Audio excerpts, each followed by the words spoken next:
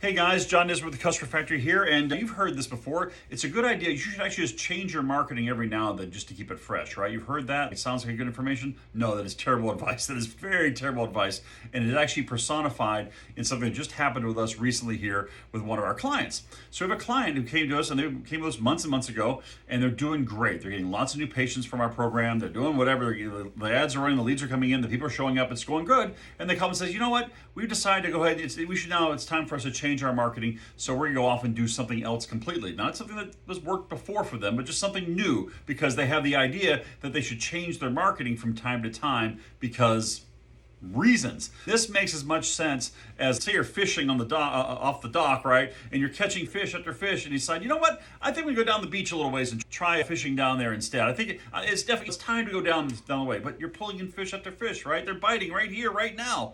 Why wouldn't you keep fishing? And just realize where this comes from and why it seems to make sense but doesn't. What is actually going on is people have heard that you need to change your marketing from time to time, not the marketing channel, but maybe the creative. So sometimes people get banner blindness. They've seen your ad over and over, and now they don't see it anymore. And we've all had that happen with billboards. Like there's a billboard on the side of the road that's been there for 10 years. You change that billboard and suddenly it shows up again. Oh, wow, the billboard's different, right?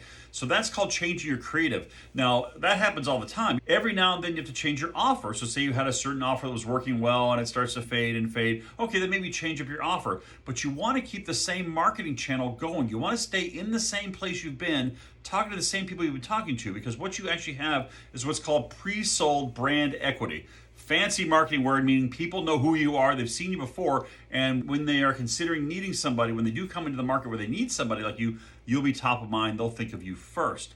So for example, say you've been running to an audience of 20, 30,000 people on Facebook in your area who are like the perfect target people for you. You've been running to them, and you're running for several months. Now, there's a lot of people in there who have taken action and come to see you. There's a lot of guys who are maybe on the edge. There's actually a much larger number of people who are getting closer to take action. They're getting closer. They're moving. There's a much larger body. Every few days, every week, a certain number of people take action, but there's a much bigger group in the pyramid who are moving in that direction. So as long as you keep advertising and they keep moving in that direction, you just keep it going. They keep moving towards you. If you suddenly disappear, poof, you're not there. Now you're running billboards, or now you're running direct mail to another group or similar group of people or whatever. You've just disappeared for those people. They stop moving at that exact moment and start to move in the direction of your competitors or other solutions or whatever, right? They move. They're now no longer being influenced by your advertising, and all that momentum you built up is completely wasted.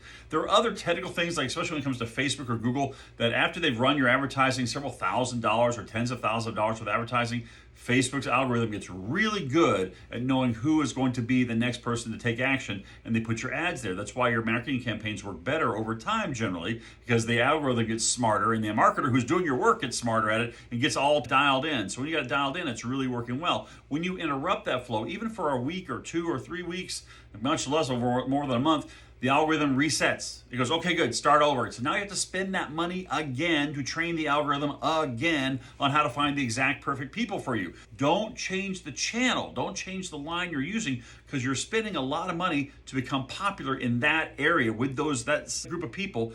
That's an investment that you keep making. This is why the biggest brands advertise the same thing over and over and over. If you're in almost any radio market in America, you've heard of Tom Shane, right? Tom Shane Diamonds. He's been advertising the same channel, radio, the same offer, diamonds, for years, and he's made hundreds of millions of dollars, that guy, okay? So you want to be steady Freddy. When something works, keep it going. Now, doesn't mean don't try new things. You should always be testing new things. So if you've got an advertising campaign that's over here working, take a little bit of that profit. Keep this going and test over here, test over there, test those other things. And eventually you'll find something else that works. Now you have 2 things that are working. Now you're twice as rich, right? So build those up. That's what you should be doing.